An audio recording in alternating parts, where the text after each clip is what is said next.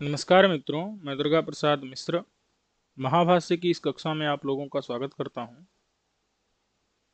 पिछले पाठ में हम लोग मुख्य प्रयोजन को पढ़कर के गौण प्रयोजनों की तरफ बढ़ चुके थे, जिसमें हम लोगों ने यदधीतम अभिज्ञातम यहां तक देख लिया था।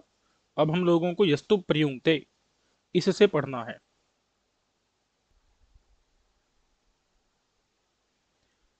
यस्तु प्रयुंक्ते कुशलो विशेषे शब्दान यथावत व्यवहार काले सोनंतमाप्नोति जयम परत्र वाग्योगिविद दुष्यति चाप शब्दैहि।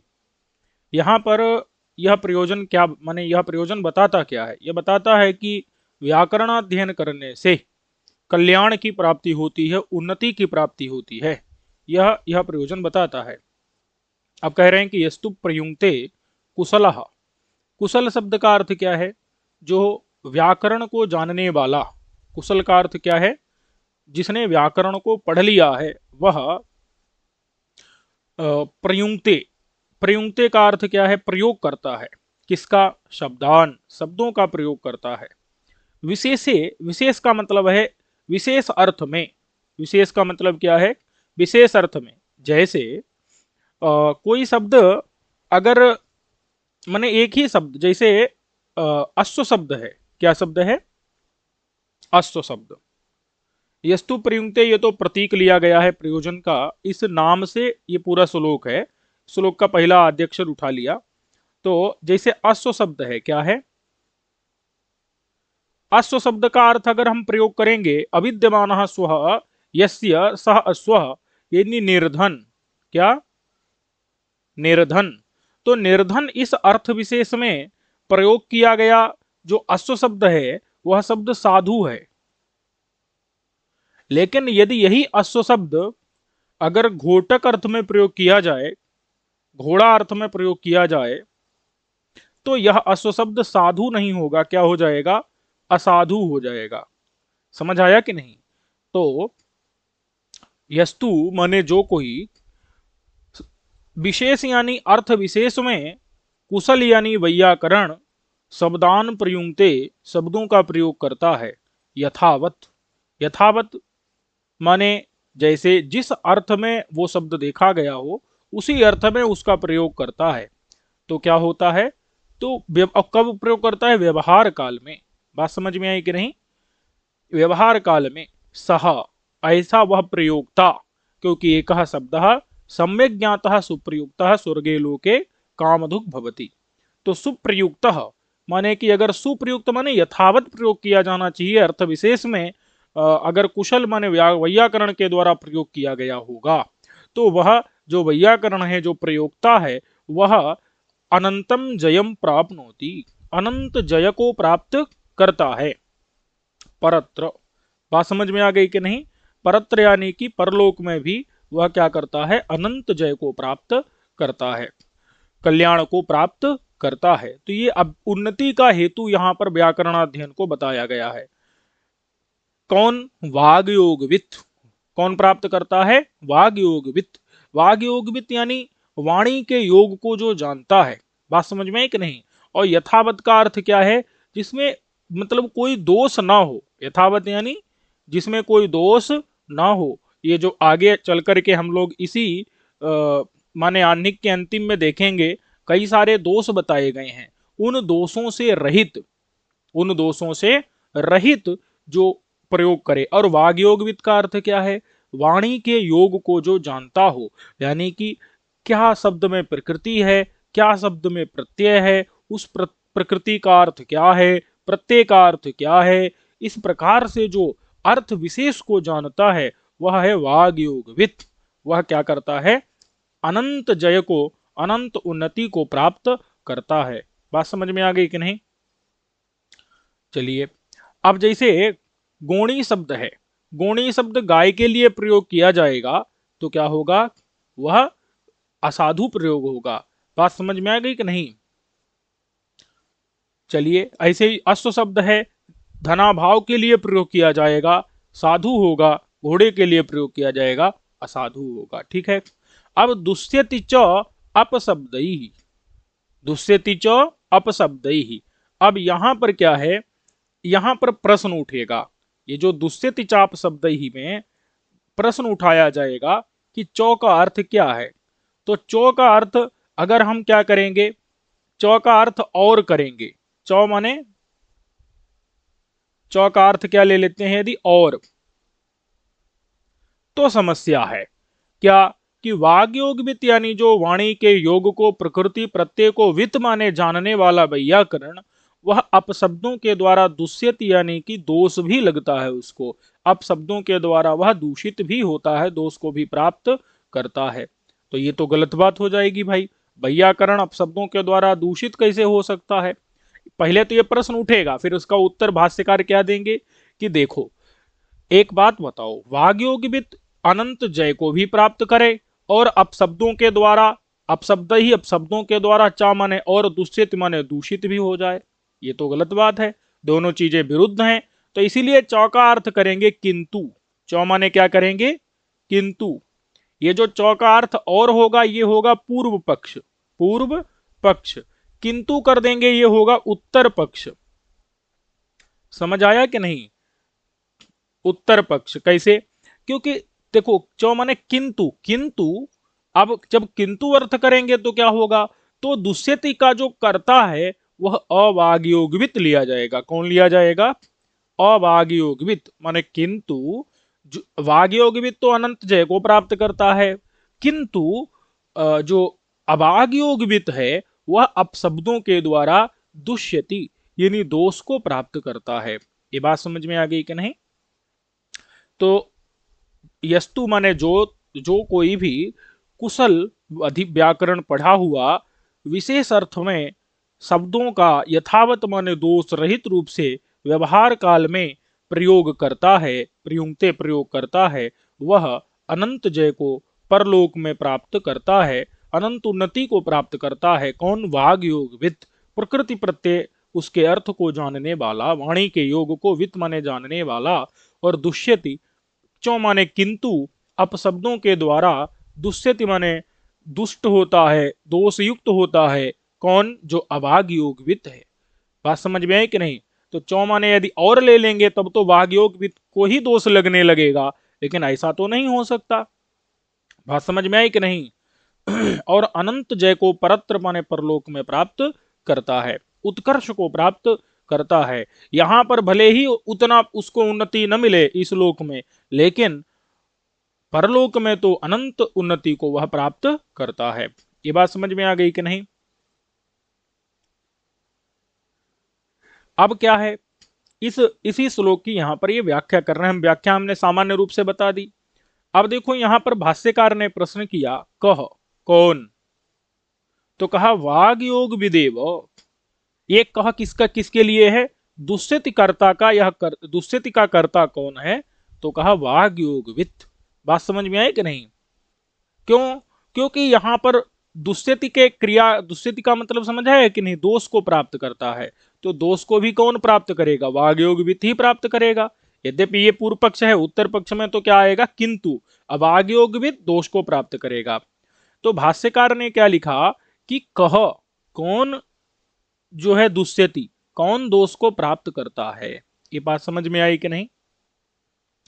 तो कहा कि वाग्योग भी दे, उत्तर दिया वाग्योग भी थी दोष को प्राप्त करता है। बात समझ में आई कि नहीं। तो कहा कुत एतत्, ऐसा कैसे हो सकता है भाई, जो वाग्योगवित है, वाणी के प्रकृति प्रत्यय के योग को जो जानता है, उसको दोष कैसे हो सकता है, वह आप शब्दों से कैसे दोष को प्राप्त कर सकता है। बात समझ में आई कि नहीं। क्योंकि साधु शब्द का ज्ञान तो पुण्य का जनक होता है, ये बात भाष्यकार ने कही भी है आगे, लेकिन असाधु शब्द का ज्ञान पाप का जनक होता है, ऐसा थोड़ी ही कहीं कहा गया है। बात समझ में आई कि नहीं। तो कहते हैं कि वो हमको अनुमान से समझ लेना चाहिए कि जिस प्रकार से साधु शब्द का ज्ञान पुण्य का जनक होता है, उसी प्रकार से अपशब्द का ज्ञान अधर्म का भी साधन होता है, अधर्म का भी जनक होता है। क्योंकि वो अब धर्म के कारण जो शब्द का ज्ञान है उसका विरोधी है, इसलिए वह अधर्म का साधन होगा। बात समझ में है कि नहीं। तो इसलिए यह समझ में आ रहा है कि अगर हम इस शास्त्र को पढ़ेंगे तो क्या होगा, अब साधु शब्दों का तो ज्ञान होगा, साथ में असाधु शब्दों का भी ज्ञान हो जाएगा, तो अधर्म होने लगेगा। इसलिए व्याकरण अध्ययन को पढ़ना नहीं चाहिए। ये यहाँ पर कुत एतत् से और कह यहाँ इससे बताया जा रहा है। तब कह रहे हैं कि ऐसी बात नहीं है भाई, दुष्यति चाप शब्द ही यहाँ पर क्या है यहाँ पर विरोध हो जा रहा है। क्या हो रहा है? विरोध हो जा रहा है। ये बात समझ में आई कि नहीं? पहले ये समझो इस बात को कि अगर हमने चौ माने और ले लिया तो फिर समुच्चय हो जाएगा कि वाग योग वित्त ही अनंत जय को भी प्राप्त करता है और अपशब्दों के द्वारा दोष को भी प्राप्त करता है। ये दोनों का एक में ही कर्ता में समुच्चय हो जाएगा, दोनों क्रियाओं का। तब समस्या आ जाएगी। समझ आया कि नहीं? तो आसान तो क्योंकि बनेगा ही नहीं, एक ही कैसे अनंत जय और कैसे अपशब्दों के द्वारा दोष को प्राप्त कर सकता है एक वाग योग वित्त। तब उत्तर आएगा, इसका पूर्व उत्तर पक्ष निकलेगा किंतु अवाग योगवित जो है वह अपशब्दों से दुष्ट होता है। लेकिन पूर्व पक्ष अभी चल रहा है, वो बता रहे हैं कि कौन दुष्यति, कौन दुष्ट है? तो कहा वाग योगवित, वाणी के योग को जानने वाला ही। अब इससे हुआ क्या? इससे ये हुआ कि जैसे माने जैसे कुत्ते की खाल में रखा हुआ दूध उपादेय नहीं होता, वैसे ही यह शास्त्र भी उपादेय नहीं है, ग्राह्य नहीं है। क्योंकि व्याकरण शास्त्र पढ़ने से जैसे शब्द का ज्ञान होता है तो धर्म होता है, वैसे अपशब्दों का भी तो ज्ञान हो जाएगा तो अधर्म हो जाएगा, अधर्म ज्यादा होने लगेगा। इसीलिए दुष्यत ये शब्द बताने लगा कि व्याकरण उपयोगी नहीं है। ये समस्या आ रही है। कुत एतत्, ऐसा क्यों? तो कहते हैं यो ही शब्दान जानाति, जो शब्दों को जानता है, अपशब्दान अपि असौ जानाति, वो अपशब्दों को भी जानता है। यथैव ही शब्द ज्ञाने धर्मः, जैसे ही शब्द ज्ञान में धर्म है वैसे ही अपशब्द ज्ञान में अधर्म भी है। अथवा भूयान अधर्म प्राप्नोति, अथवा और ज्यादा अधर्म मिलता है। क्यों? भूयांशो अपशब्दाः अल्पीयांशः शब्दाः, अपशब्द ज्यादा हैं, अल्पीयांशः शब्दाः, साधु शब्द धर्मजनक शब्द कम है। क्योंकि एक एक शब्द से बहवो अपभ्रंशाः, एक एक शब्द के बहुत सारे अपभ्रंश हैं। जैसे गौ, गौ ये शब्द है गाय को कहने वाला, लेकिन गाबी, गोणी, गोता, गोपोतलिका इत्येव मादेयो अपभ्रंशा इत्यादि इसके बहुत से अपभ्रंश हैं। तो ये क्या हो गया? ये यहां तक सिद्ध कर दिया कि अब जो वाग्योगवित है वही दोष को भी प्राप्त करता है। दुष्यति का कर्ता कौन है? वाग्योगवित है। वाग्योगवित ही दोष युक्त भी हो जाता है। तब जो है इन्होंने कहा कि ये तो गलत बात है भाई, वो अनंत जय को भी प्राप्त करता है और दोष युक्त भी होता है, ऐसा कैसे हो सकता है?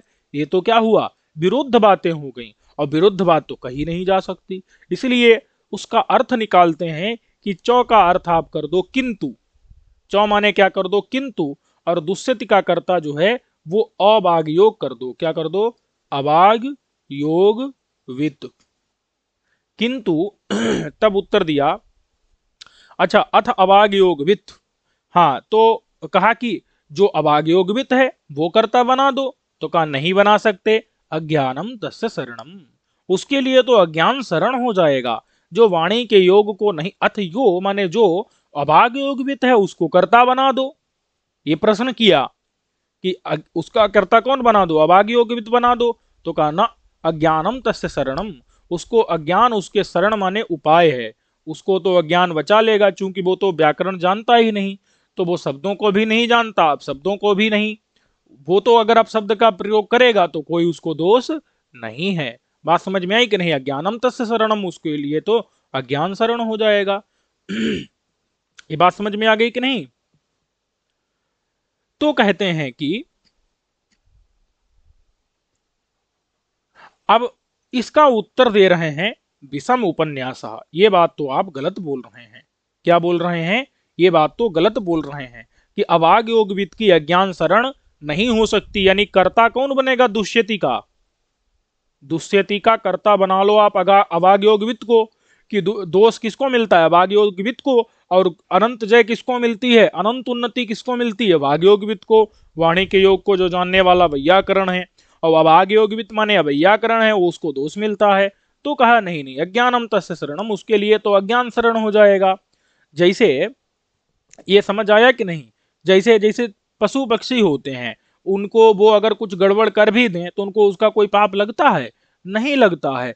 तो उनके लिए अज्ञान उनका उपाय हो जाता है, उनकी गलती नहीं मानी जाती। उसी प्रकार से जो अज्ञानी है, व्याकरण नहीं जानता है, उसको दोष नहीं लगेगा। पहले तो यहां प्रश्न उठाया कि उसको कर्ता मान लो कि अभाग योग विद्युत का ना अज्ञानम तस्य शरणम, उसके अज्ञान जो है बचाव का उपाय हो जाएगा। तब भाष्यकार कह रहे हैं कि विषम उपन्यास, गलत बात है। विषम माने उल्टा, उपन्यास माने प्रतिपादन रख रहे हो आप। विषम मतलब उल्टी बात रख रहे हो। क्यों भैया? क्योंकि अगर कोई पशु पक्षी है उसको तो आप कह सकते हैं, उसको तो आप कह सकते हैं पशु पक्षी के लिए, पशु पक्षी के लिए तो आप अज्ञानम तस्य शरणम कह सकते हैं। लेकिन आप अगर मनुष्य की बात करें, किसकी? मनुष्य की, तो उसको तो डबल पाप लगेगा। क्योंकि उसको तो वेद में कहा गया है, विधान ऐसा किया गया है, ब्राह्मणे निष्कारणो धर्मः षडंगो वेदो ध्येयो ज्ञेयश्च, श्रुत्यादि में, श्रुति स्मृत्यादि में विधान किया गया है कि उसको विधान किया गया है, और इसलिए उसको तो वो व्याकरण अध्ययन करने का प्रयत्न करना ही पड़ेगा। अगर नहीं करेगा तो विधि से विरुद्ध हो जाएगा, विधान विरुद्ध हो जाएगा। साथ साथ में अपशब्द ज्ञान होगा तो माने अपशब्द प्रयोग करेगा तो अधर्म भी मिलेगा। तो उसको तो कोई बचने का उपाय नहीं है।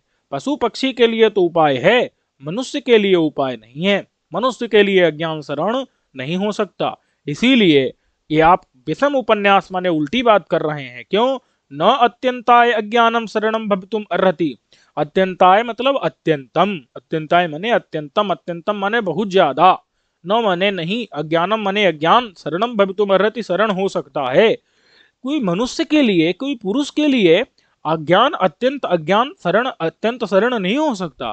बात समझ में आई कि नहीं? पुरुषों के लिए, मनुष्यों के लिए अत्यंत अज्ञान शरण नहीं हो सकता है। कोई पशु पक्षी है, कोई शेर है, आदमी को मार दिया ब्राह्मण को, तो उसको पाप नहीं लगेगा। लेकिन अगर कोई व्यक्ति बिना जाने किसी ब्राह्मण को मार दे अथवा शराब को पी ले तो वो भी पतित होता ही है। उसके लिए अज्ञान बचाने के लिए नहीं आता। बात समझ में आई कि नहीं? तो वही बता रहे हैं कि क्योंकि मनुष्य के अंदर योग्यता है, व्याकरण पढ़ने की योग्यता है, उसके अंदर पाप कर्म से बचने की योग्यता है, उसके अंदर जो विहित कर्म है उनको करने की योग्यता है। इसलिए उसको अवश्य शास्त्र का ज्ञान करना चाहिए, विहित कर्मों को करना चाहिए। इसलिए अगर कोई मनुष्य होकर के और वागयोगवित नहीं है तो उसके लिए तो महान पाप लगेगा, महान दोष लगेगा। उसके लिए शास्त्र का अज्ञान शरण नहीं हो सकता। बात समझ में आई कि नहीं? ये है थोड़ा बहुत कम पाप लगे अलग बात है, लेकिन पाप तो अवश्य लगेगा। बात समझ में आई कि नहीं? जान गया, भले ही शास्त्र में उसको पता नहीं, पता है कि ब्राह्मण नहीं मारना चाहिए, लेकिन फिर भी अगर वो जान करके मार रहा है ब्राह्मण को या सुरा को पी रहा है तो वो तो पतित ही है। यो ही अजानन वही ब्राह्मणम हन्यात, शास्त्र में नहीं, अजानन माने नहीं जानता कि शास्त्र में लिखा है ब्राह्मणम न हन्यात, तो ये बात वो अजानन नहीं जानता, फिर भी वही निश्चित रूपेण यदि ब्राह्मणम हन्यात, ब्राह्मण को मारता है तो वो पतिता है बस्यात। शास्त्र में सुरा निषेध किया गया है मद्यपान का, उसको फिर भी लेकिन सुरा जान करके उसको पी रहा है, सो भी मन ने पतिता स्यात्, वो पतित ही होगा, ज्ञान बचाएगा नहीं। इसलिए अभाग योग वित ही दुष्यति का करता होगा, अभाग योग वित ही दुष्यति का करता होगा, उसका अज्ञान शरण नहीं हो सकता। अज्ञान तो पशु पक्षियों के लिए ही शरण होगा। एवं तरही, तो निष्कर्ष क्या निकला वो जो है भगवान भाष्यकार बता रहे हैं। एवं तरही, तो फिर सो अनंतम आपनोति जयम परत्र वागयोगविद दुष्यति चाप शब्द ही, यहाँ जो दुष्यति चाप शब्द ही में दुष्यति का कर्ता कौन है? अभाग योगविद ही है, और चौ का अर्थ है किंतु। सह माने वाग योगविद जो है परत्र परलोक में अनंत जय को, उन्नति को प्राप्त करता है। बात समझ में आई कि नहीं? और लेकिन जो अवाग्योगवित है वह अपशब्द के द्वारा क्या होता है? दूषित होता है, दोष को प्राप्त करता है। वाग्योगवित परलोक में अनंत जय को प्राप्त करता है। समझ आ गया कि नहीं? कोई कह सकता है कि दुष्यति का कर्ता तो वाग्योगवित ही होना चाहिए क्योंकि वो उसके पास में पढ़ा गया है। दो चीजें हैं, दुष्यति किसके पास है? वाग्योगवित के। क्या यहाँ पर वाग्योगवित हो सकता है? दुष्यति का कर्ता क्या उसको दोष हो सकता है? नहीं हो सकता, क्योंकि माने विरोधी बात, विरोधी चीजें हो आ जाएंगी ना, कि अपशब्द से दूषित भी हो रहा हो, अनंत जय को भी प्राप्त कर रहा हो, तो ये तो गलत बात हो जाएगी ना, एक साथ में दोनों काम तो हो नहीं सकते। इसीलिए यहाँ पर दो चीजें हैं, एक प्रकरण है वाग्योगवित और दूसरी ये क्योंकि वाग्योगवित का प्रकरण चल रहा है तो इस दोष क्रिया का कर्ता भी वाग्योगवित होना चाहिए। बात समझ में आई कि नहीं?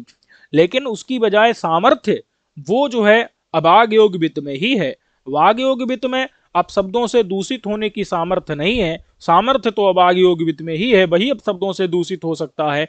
इसलिए प्रकरणात् सामर्थ्यम बलीयः, इसलिए अभाग योग विधि यहां पर लिया जाएगा कर्ता के रूप में। कहा दुष्यति अभाग योग विदेव, अभाग योग विधि दूषित होता है। बात समझ में आई कि नहीं?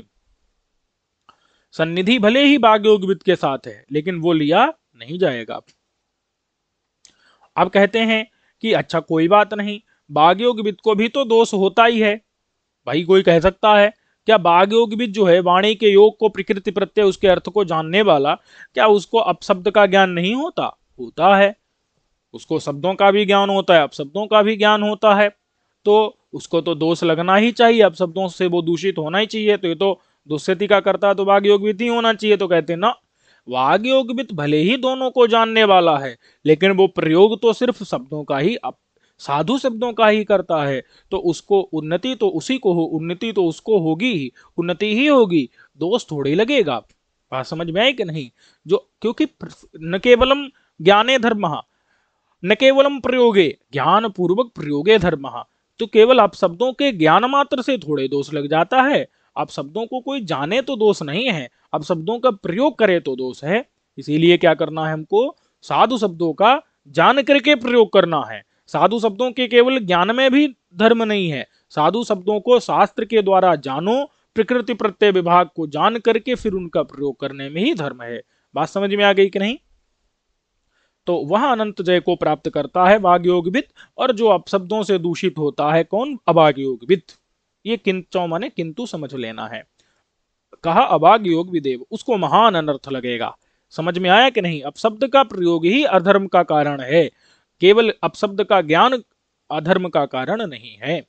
कहते हैं अथ यो वाग्योगवित विज्ञानम तस्य शरणम, और जो वाग्योगवित है उसको तो विज्ञान उसका शरण है, विज्ञान उसके लिए उपाय बन जाएगा। समझ आया कि नहीं? क्योंकि वो तो जानता है ना शब्दों को, उनका प्रयोग करेगा और उसको कोई दोष नहीं लगेगा। इस पर आगे विचार अच्छे से करेंगे भी कि प्रयोग में धर्म है कि ज्ञान में धर्म है। बात समझ में आई कि नहीं? और देखो स्पष्ट लिखा है यस्तु प्रयुंक्ते कुशलो विशेषे शब्दान यथावद व्यवहार काले। प्रयुंक्ते पर जोर दिया। क्या? प्रयुंक्ते यानी और एक शब्द सम्यक ज्ञातः सुष्ठु प्रयुक्त, यानी कि प्रयोग में धर्म होता है। अब शब्दों का प्रयोग करोगे अधर्म होगा, अब शब्दों का साधु शब्दों का प्रयोग करोगे तो धर्म होगा। जो अवाग्योगवित है वह हमेशा अपशब्दों का ही प्रयोग करता है, इसीलिए उसको अधर्म होता है। और जो वाग्योगवित है वह अपशब्दों का प्रयोग नहीं करता है, सिर्फ उनको जानता है, जानने मात्र से केवल उसको अधर्म नहीं लगता। समझ आया कि नहीं? जो वाग्योगवित है वह तो सिर्फ क्या करता है? जानता है ना, जानने से थोड़े अधर्म लगता है, प्रयोग में धर्म अधर्म होता है। तो विज्ञानम तस्य शरणम, वो साधु शब्दों को जानता है, अब शब्दों को भी जानाति, तथापि तस्य दोषा न भवति। समझे कि नहीं? केवल ज्ञान मात्र से थोड़े उसको दोष हो जाएगा। और इतना ही नहीं, ये समझ में आ गया कि नहीं? साधु प्रयोग करता है उन्नति होती है उसको, वह साधु शब्दों का प्रयोग ही नहीं करता, उसको हमेशा धर्म ही होता है। लेकिन जो अभाग्योगवित है, वैयाकरण है, वह तो असाधु शब्दों का प्रयोग करता है, उसके अधर्म बढ़ता ही चला जाता है। अब कहते हैं कि क्व पुनरिदम पठितम, माने ये जो श्लोक पढ़ दिया आपने, यस्तु प्रियुंक्ते कुशलो विशेषे शब्दान यथावद व्यवहार काले, ये श्लोक कहाँ पढ़ा गया है भाई? ये श्लोक कहाँ पढ़ा गया है? तो क्व पुनरिदम पठितम, माने ये जहां पढ़ा गया है उस जगह का नाम तो बताओ भाई, ये कौन से श्लोक हैं? ये बात समझ में आई कि नहीं? ये क्या चीज है जहां ये श्लोक पढ़ा गया है? तो क्व पुनरिदम पठितम, कहा भ्राजा नाम श्लोका, ये भ्राजा नाम के क्या हैं? श्लोक हैं, इनका नाम क्या है? भ्राजा। इस प्रकार से जो है कात्यायन के द्वारा ये प्रणीत श्लोक हैं, कात्यायन ने इनको बनाया है। ये भ्राज नाम के क्या है? श्लोक हैं। तो कह रहे हैं किंच भोः श्लोकाहापि प्रमाणम, क्या श्लोक भी प्रमाण है? ये प्रश्न उठाया, क्या श्लोकों की बात भी मानी जाएगी? ये बात समझ में आई कि नहीं? क्योंकि देखो दो बातें हैं, अगर कोई आप्त व्यक्ति बोल रहा है तब तो उसकी बात श्लोक हो चाहे कुछ भी हो प्रमाण हो जाएगी, लेकिन अगर कोई अनाप्त व्यक्ति बोल रहा है तो उसकी बात प्रमाण नहीं होगी। लेकिन एक बात ध्यान रखना है, अगर वेद विरुद्ध है तो चाहे वो आप्त भी बोले, आप्त चाहे ईश्वर हो, तो भी उसकी बात प्रमाण नहीं होगी। अगर वो वेद विरुद्ध बोल रहा है, श्रुति विरुद्ध बोल रहा है, ये बात समझ में आई कि नहीं? अगर वेद के विषय में कोई शंका कर रहा है तो उसकी बात प्रमाण नहीं होगी, चाहे भले ही वो कहने वाला ईश्वर ही हो। ये बात समझ में आ गई कि नहीं? चलो अब वही प्रश्न उठा रहा है कोई कि किंच भोः श्लोकाहापि प्रमाणम, क्या श्लोक भी प्रमाण है? ये कोई ये समझ रहा है कि कात्यायन जी आप तो नहीं है, इसीलिए ऐसी बात उठा रहा है। तो उत्तर देने वाला कह रहा है किंच अतः, इससे क्या फर्क पड़ता है? इस प्रश्न से आप क्या कहना चाहते हैं? बात समझ में है कि नहीं? इस प्रश्न से आपका क्या क्या कहना है? तो वो कह रहा है कि यदि प्रमाणम, यदि श्लोक कोई भी श्लोक प्रमाण हो जाएगा तब तो अयमपि प्रमाणम भवितुमर्हति, ये भी प्रमाण हो सकता है। प्रमाण का मतलब समझे, जिसकी बात मानी जाए। जो प्रमाण मतलब यथार्थ ज्ञान जनक, प्रमा कहते हैं यथार्थ ज्ञान को, और प्रमाण माने जो यथार्थ अनुभव का जनक हो, यथार्थ ज्ञान करवाने वाला, सही बात बताने वाला। ये श्लोक जो है सही बात तो कह रहा है, ये उसको कहेंगे प्रमाण। तो श्लोक तो प्रमाण, अगर श्लोक को मानेंगे तो कहा अयमपि श्लोकः प्रमाणम भवितुमर्हति, यह श्लोक भी प्रमाण हो जाएगा, यथार्थ बात कहने वाला हो जाएगा। कौन सा? तो कहा यदुदुम्बर वर्णानाम घटीनाम मंडलम महत पीतम न गमय स्वर्गम किम तत्कृतुगतम नयेत। ये क्या है? ये मजाक उड़ाया जा रहा है। किसका? किसी किसी के द्वारा ये कहीं का, माने क्या नाम है, जो सौत्रामणि याग है, उस याग में जो सुरापान होता है, उस सुरापान का क्या किया जा रहा है? उपहास किया जा रहा है। ये बात समझ में आई कि नहीं?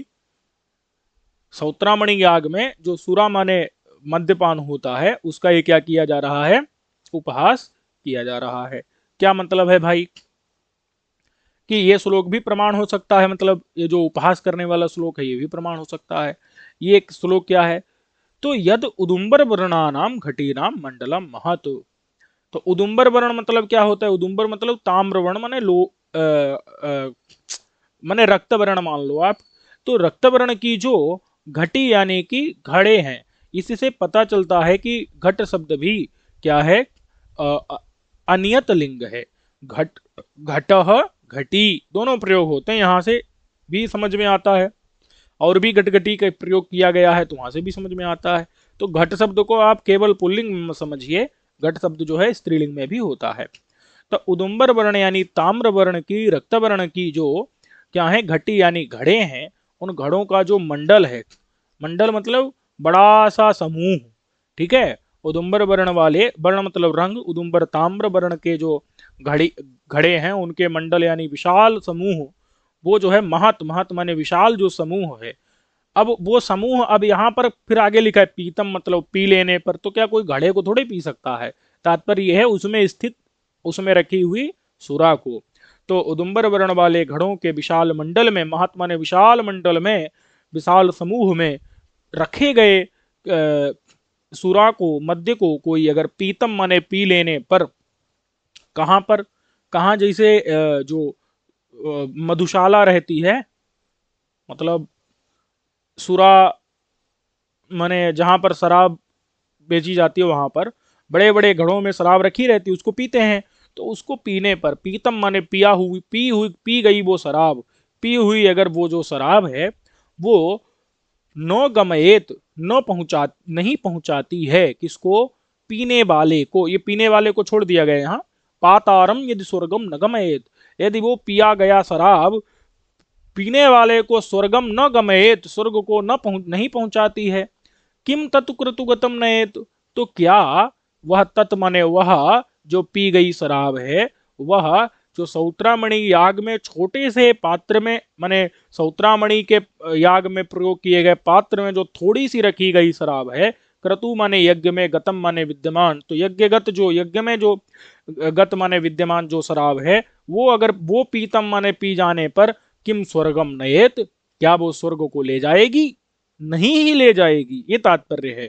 किम काकू, मतलब क्या वो ले जाएगी, स्वर्ग में पहुंचाएगी पीने वाले को? ना, नहीं ही पहुंचाएगी। ये बात समझ में आ गई कि नहीं? तो स्वर्ग के साधन के रूप में जो हमने मद्यपान को यहाँ बताया है, वो स्वर्ग को ले जाने में समर्थ नहीं है। जब बड़ी बड़ी ज्यादा मात्रा में नहीं ले जा सकती सुरा, तो फिर वो थोड़ी सी मात्रा में जो सुरा है, जो मद्य है, वो कैसे पिया गया स्वर्ग को ले जा सकता है? ये बात समझ में आ गई कि नहीं? तो अगर पीना ही है, अगर स्वर्ग तो ले नहीं जा सकती, अगर पीना ही है, स्वर्ग ही ले जाना हो, तो फिर जाकर के मद्यशाला में ही, मधुशाला में ही सुरापान करना चाहिए। बात समझ में आ गई कि नहीं? तो ये जो है, ये श्लोक है। ये श्लोक क्या करता है? ये बताता है कि सौत्रामणि याग में सुरापान करना नहीं चाहिए, मधुशाला में ही पीना चाहिए। तो ये श्लोक सही है क्या? नहीं सही है, गलत है। क्योंकि वहां पर, चूंकि वो वेद के विषय में कहा गया है, वेद के विषय में अब अगर विधान किया है, तो उस विषय में हम कुछ नहीं कर सकते। ये अगर उसका कोई मजाक उड़ा रहा है, तो इसका मतलब भले ही वो चाहे ईश्वर ही हो, तब भी क्या होगा, वो माने प्रमाण नहीं माना जाएगा। बात समझ में आ गई कि नहीं? तो क्या है, ये प्रमत्त गीत है। तो कहते हैं प्रमत्त गीत एस तत्र भवतः, ये आपका, ये क्या है, प्रमत्त, प्रमत्त माने प्रमाद युक्त, प्रमाद के कारण आपने इसको गाया है। प्रमत्त माने प्रमाद के कारण, गीत माने गाया है। बात समझ में आई कि नहीं? प्रमाद के कारण गीतः मतलब गाया है, एस माने यह श्लोक, तत्र भवतः माने आपका, प्रमादेन गीतः, समझ आया कि नहीं? आपने वेद के विषय में आपको भ्रांति हो गई है, इसीलिए आपने क्या कर लिया है। बात समझ में आई कि नहीं? उस भ्रांत को, तत्र भवता माने भले ही ये ईश्वर का कथन हो, बात समझ में आई कि नहीं, लेकिन वो भ्रांति को भगवान ने अपने अंदर आरोपित करके इस प्रकार का प्रयोग किया है, इसलिए यह जो है प्रमाण नहीं है। यस्तु अप्रमत्त गीता तत्प्रमाणम, और जो अप्रमत्त गीत है जिसमें प्रमाद नहीं है, ये बात समझ में आई कि नहीं, वो प्रमाण होगा। ये जो है, भले ये भगवान के द्वारा कहा गया है, ईश्वर की उक्ति है, फिर भी ईश्वर ने अपने अंदर क्या कर लिया है, उस भ्रांति को आरोपित करके इस प्रकार का प्रयोग किया है, प्रमाद को आरोपित करके प्रयोग किया है, इसलिए यह प्रमत्त गीत होने से तत्र भवतः पूज्यस्य, पूज्य ईश्वर का भी वह श्लोक है, फिर भी ऐसा न प्रमाणम, यह प्रमाण नहीं है। जो अप्रमत्त गीत होगा वही प्रमाण होगा।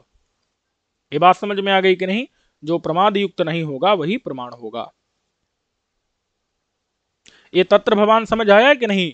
तत्र भगवान से ईश्वर लेना है, लेकिन ईश्वर वो भी अपने अंदर प्रमाद को आरोपित करके इस प्रकार से प्रयोग कर रहा है, तो उसका भी प्रमाण नहीं है। जो अप्रमत्त गीत है वही प्रमाण है। ये बात समझ में आ गई कि नहीं? और जो ये जो श्लोक है कौन सा, जो कात्यायन ने भ्राज नाम का जो श्लोक बनाए, उनके अंदर जो ये श्लोक पढ़ा गया है, स्तु प्रयुक्ते कुशलो विशेषे शब्दान यथावत व्यवहार काले, ये वाला जो श्लोक है ये प्रमाण है। क्यों प्रमाण है? क्योंकि इसका इसको बताने वाला ये वेद से विरुद्ध नहीं, अपितु वेद इसका समर्थन कर रहा है।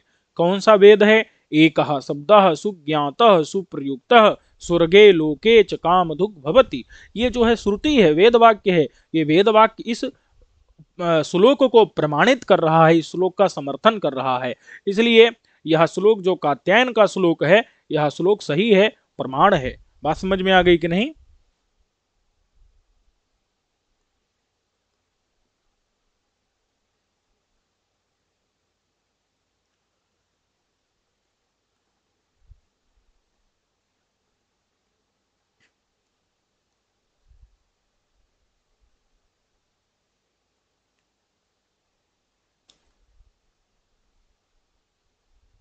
चलिए अब देख लेते हैं। अभिद्वांसः, अभिद्वांसः प्रत्यभिवादे नामनो येन प्लुतिम विदुः कामम तेषु तु विप्रोस्य स्त्री शिवायमहं वदेत। देखो भाई, अभिद्वांसः, अब स्त्री सुइब क्या होता है कि जैसे कोई जब प्रवास से आता है तो अपना नाम लेकर के और गुरु को प्रणाम करता है, जो भी प्रणम्य लोग होते हैं उनको प्रणाम करता है। तो उस प्रणाम को क्या कहते हैं? अभिवादन कहते हैं। ये बात समझ में आ गई कि नहीं? क्या कहते हैं? अभिवादन कहते हैं। और उसके बाद उसका प्रत्युत्तर जो देता है, जिसको प्रणाम किया गया गुरु को, ये बात समझ में आ गई कि नहीं? तो वो गुरु क्या करता है? उसको उत्तर देता है, जैसे आयुष्मान भव इत्यादि करके। तो जो उत्तर देता है ये होता है प्रत्यभिवादन। ये प्रत्यभिवादन उसमें प्लुत किया जाता है। प्रत्यभिवादन में क्या किया जाता है? प्लुत किया जाता है। ये प्लुत को जो कौन जानेगा? जो विद्वान होगा, जो ब्राह्मण हो, जो वैयाकरण होगा, वही क्या होगा? वही इस प्लुत को जानेगा। अब अगर कोई प्लुत को नहीं जानता है, अर्थात वो विद्वान नहीं है, अविद्वान सा हो गया, तो वो अविद्वान जो प्लुत को नहीं जान रहा है, वो प्रत्यभिवादन में नाम को प्लुत करना होता है, इस बात को जो नहीं जानता है, उसके प्रति अगर किसी को बोलना है तो वो क्या कहेगा? जैसे स्त्रियों के प्रति केवल अयम अहम नमामि इस प्रकार का प्रयोग करेगा। बात समझ में आई कि नहीं? जैसे एक उदाहरण से आपको समझा देता हूं।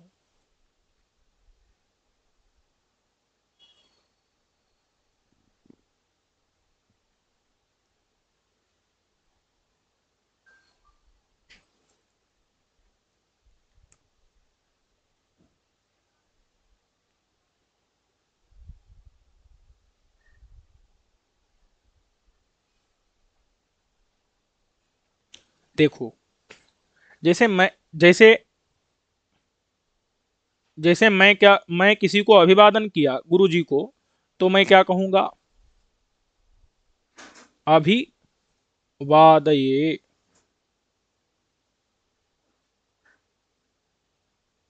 या जो भी गोत्र का नाम लेकर के,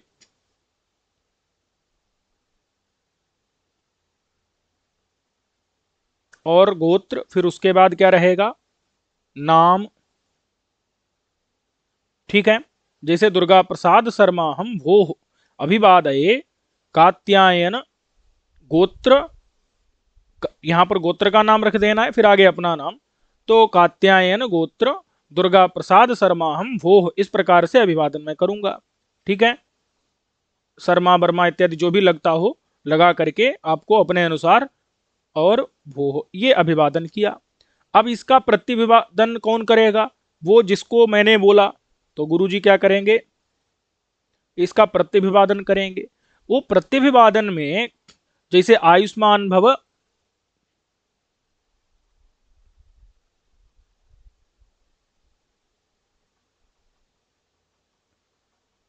या ये यहां पर जो है क्या करेंगे? नाम नाम लेकर के ये प्लुत करेंगे। ठीक है। दुर्गा प्रसाद, ओ बात समझ में आ गई कि नहीं? प्लुत लगाएंगे यहां पर। तो आयुष्मान भव दुर्गा प्रसाद, ओ इस प्रकार से करेंगे। तो ये जो प्लुत है वो प्लुत व्याकरण के नियम से होता है, वो प्लुत वैयाकरण जानता है।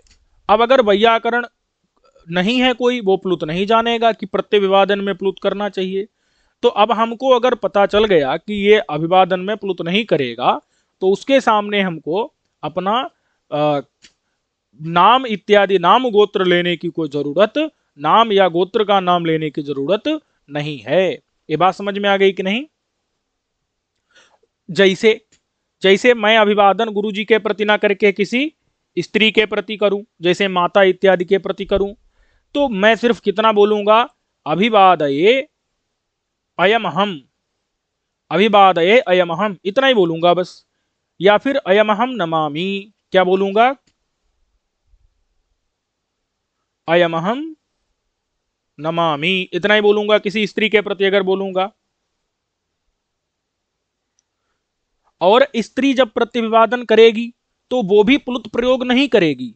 तो जिस प्रकार से स्त्रियां क्या करती हैं, प्रत्यभिवादन में प्लुत नहीं बोलती, उसी प्रकार से अगर कोई अविद्वान भी है, वो भी प्रत्यभिवादन में प्लुत नहीं बोलता है, तो उसके प्रति भी जब हम अभिवादन करेंगे तो अपना गोत्र का और अथवा अपना नाम वहां पर नहीं बोलेंगे, सिर्फ इतना ही बोलेंगे, अयम हम नमामि। बात समझ में आ गई कि नहीं? तो वही बता रहे हैं कि अविद्वान सह, अविद्वान लोग जो होते हैं वो प्रत्यभिवादन में नामनो ये न प्लुतिम विदुः, नाम के प्लुत को जो नहीं जानते हैं, ये माने जो न प्लुतिम विदुहु, नाम के प्लुति को जो, प्लुत मतलब प्लुति माने प्लुत को जो नहीं जानते हैं।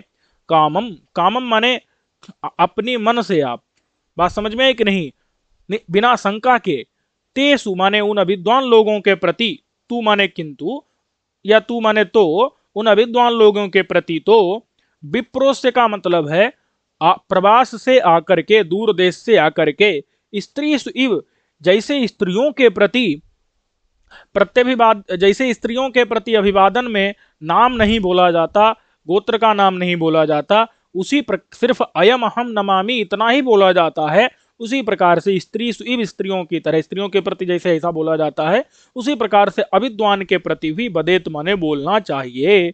उसको भी जो नाम, जो प्रत्यभिवादन जब करे तो उसमें जो प्लुत को लगाना न जाने, जो यहां पर प्लुत लगाना न जाने, बात समझ में आ गई कि नहीं। अभिवादये दुर्गा प्रसादो हम इत्यादि नहीं बोलना चाहिए, अयम हम अभिवादये इतना ही बोले, बात समझ में आई कि नहीं।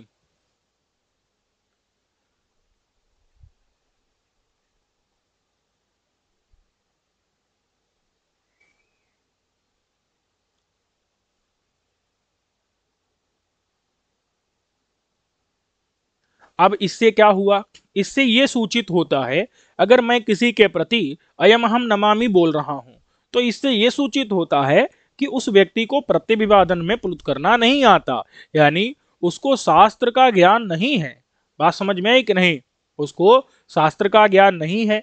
तो ये इस चीज को दर्शाता है, उससे होता क्या है कि स्त्री तुल्य बताने से मतलब उसका अपमान हो रहा है, बात समझ में है कि नहीं, तो अपमान से दुख होगा, वो दुख हमको ना हो।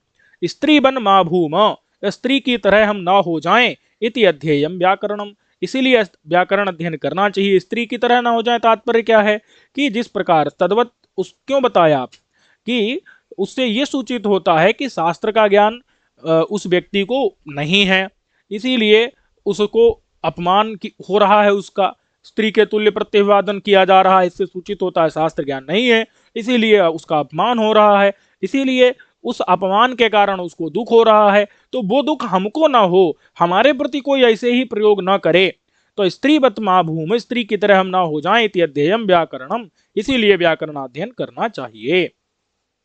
यह विद्वांसः प्रयोजन बता रहा है। ये बात समझ में आ गई कि नहीं।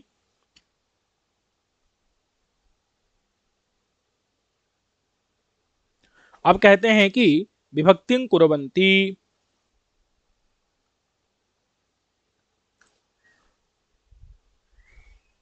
याज्ञिकाः पठन्ति, याज्ञिक लोग पढ़ते हैं, क्या पढ़ते हैं भाई, कि प्रयाजाः सविभक्तिकाः कार्याः, प्रयाज सविभक्ति किए जाने चाहिए। प्रयाज मंत्र होते हैं, उन मंत्रों में उनमें भी ऊह किया जाता है, तो ऊह करने के कारण ऊह होगा, तो यानी कि उसमें विभक्ति ऊह होता होगा। अब वो विभक्ति का ऊह किस प्रकार से होगा, अगर विभक्ति का ज्ञान ही नहीं होगा, बात समझ में आई कि नहीं। प्रयाजों को सविभक्ति विभक्ति युक्त करना चाहिए, प्रयाज मंत्र होंगे उनमें विभक्ति करनी पड़ेगी। अब वो विभक्ति कैसे होगी, बिना व्याकरण के विभक्ति का ज्ञान नहीं हो सकता, सुप्तिंग विभक्ति होता है, किस प्रकार से विभक्ति का प्रयोग करना है। तो न च अंतरेण व्याकरणम प्रयाजाः सविभक्तिकाः शक्याः कर्तुम, अंतरेण व्याकरणम माने बिना व्याकरण के प्रयाजों को सविभक्तिक नहीं किया जा सकता है, बात समझ में आ गई कि नहीं। क्योंकि अग्नि शब्द प्रकृतिक विभक्ति को ऊह किया जाता है, और वो ऊह कैसे हो सकता है, बात समझ में आई कि नहीं, बिना व्याकरण के ज्ञान के। विभक्ति का ऊह माने परिवर्तन जो है, किसी विभक्ति के स्थान पर कौन सी विभक्ति आएगी तो रूप क्या बनेगा, वो सब हम बिना व्याकरण के नहीं कर सकते।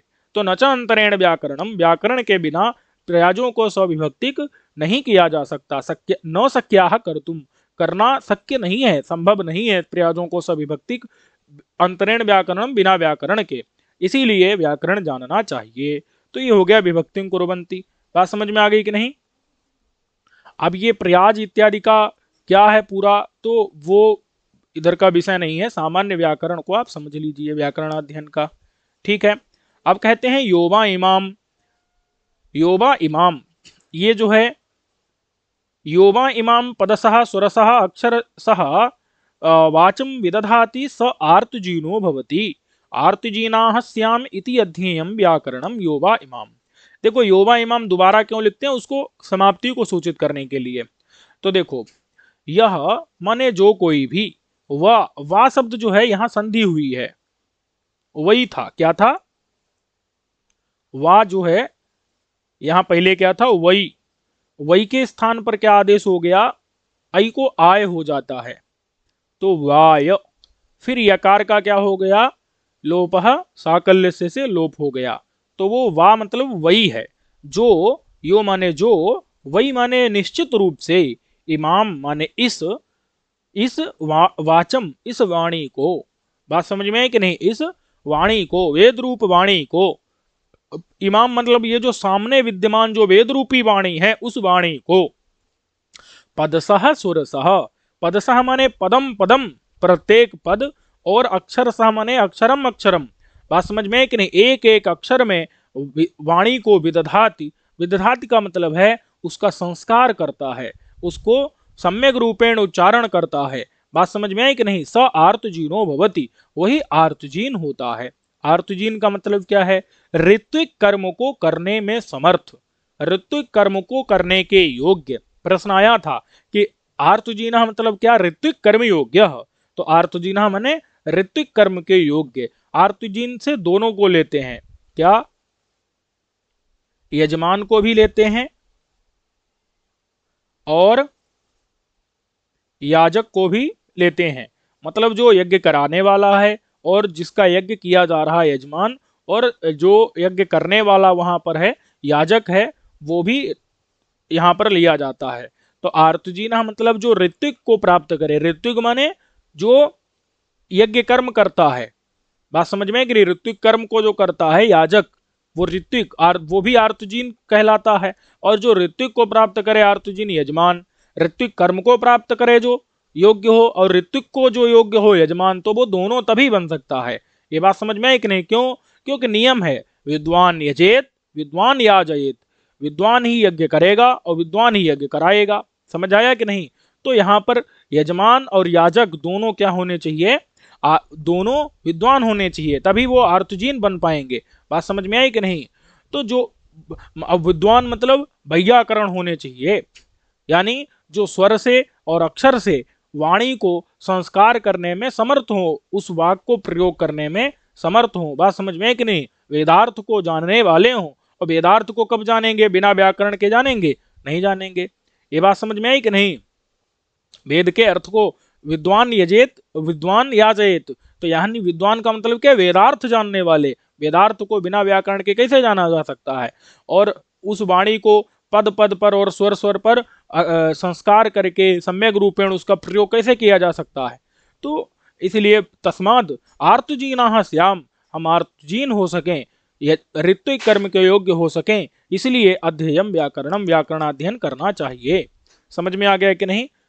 तो यो मतलब जो, वही निश्चित रूपेण इमाम, इस वाणी को, जो सामने स्थित वेद रूप वाणी है, उसको पद से और स्वर से और अक्षर से वाणी को क्या करता है, विदधाति, संस्कार करता है। वही यजमान और याजक आर्तजीन ऋत्विक कर्म के योग्य हो सकता है, यज्ञ करने योग्य हो सकता है, तो हम लोग भी आर्तजीन हो सकें, इसलिए व्याकरण अध्ययन करना चाहिए। क्यों, और यहाँ विद्वान यजेत विद्वान याजेत, विद्वान यानी वेद के अर्थ को जानने वाला, वो बिना व्याकरण के हो नहीं सकता। ठीक है।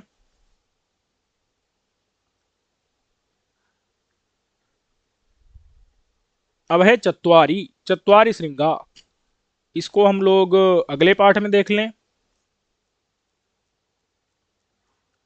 क्योंकि चत्वारी में फिर 2 व्याख्याएं हैं। इसको अगले पाठ में देख लेते हैं, इस पाठ को यहीं तक रहने देते हैं।